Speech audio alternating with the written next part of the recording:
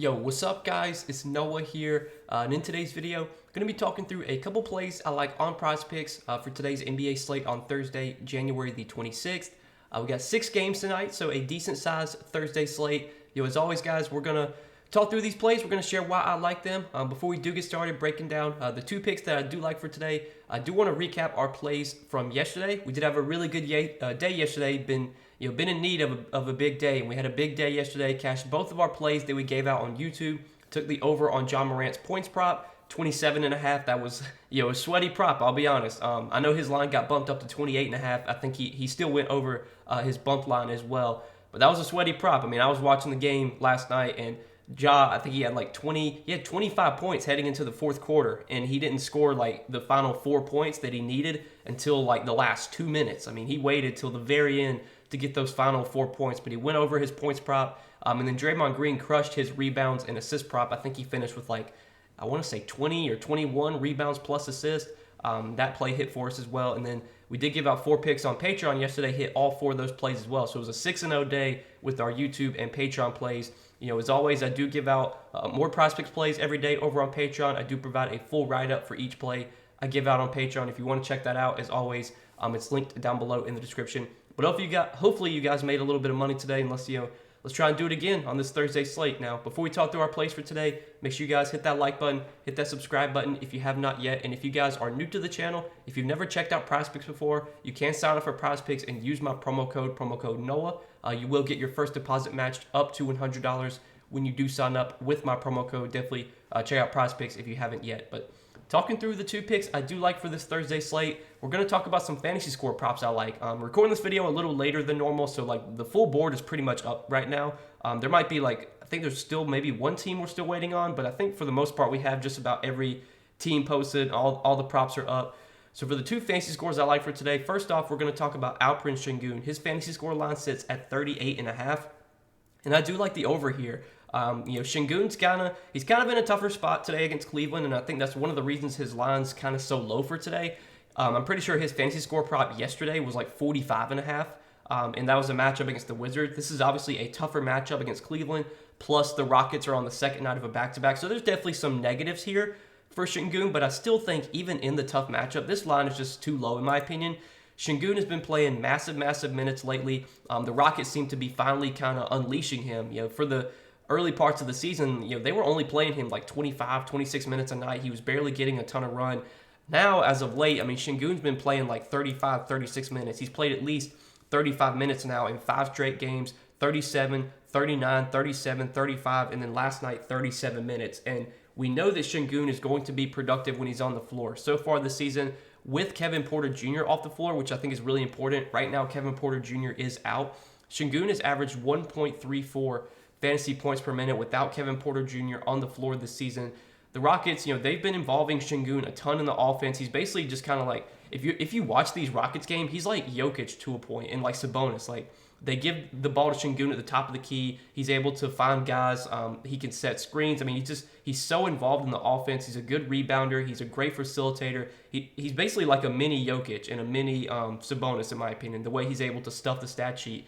You look over his last 5 games, he's cleared this line very easily in 4 out of his last 5. He had a pretty bad game against Minnesota, and that was a tough matchup against Rudy Gobert. Still almost went over this fantasy score prop. Obviously, this matchup against Jared Allen against the Cavs is not the best, but I still think this line should be probably like 40.5, 41.5. With how many minutes Sengun's getting right now, with how productive of a permanent player he is, with how good he can stuff the stat sheet, I mean, this line just feels a little bit too low in my opinion. I think a lot of Sengun's props are a little low today.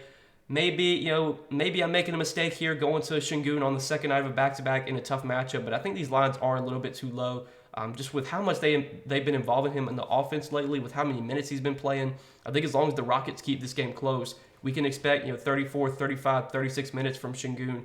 I really don't worry about him being like limited on a back-to-back. I mean, he's a young guy. This is like his second year in the league, so pretty sure he's younger than me. I think he's like 19 or 20 years old, so I think it's a good spot for Sengun to go over this fantasy score. Tougher matchup, but this line just feels a little bit too low in my opinion. So we're going to be taking the over on 38.5 fantasy score for Alperen Sengun. And then the other fantasy score prop that I like is going to be DeAndre Ayton. His fantasy score line looks a little bit too low today, 31.5.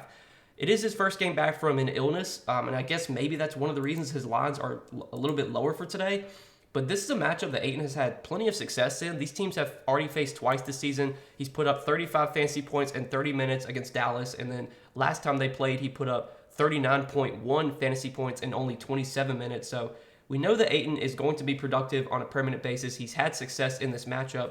The Suns are still without Devin Booker, so we can expect a little bit more usage for Ayton. So far this season, with Devin Booker off the floor, DeAndre Ayton has averaged 1.13 fantasy points per minute. He typically plays low to mid 30s minutes on a nightly basis. Maybe since it's his first game back from illness, maybe he only plays like 30 minutes here. But even if he plays 30 minutes, he should average well over a fantasy point per minute. This line definitely feels a little bit too low. And like if you look at his PRA prop sits at 28.5.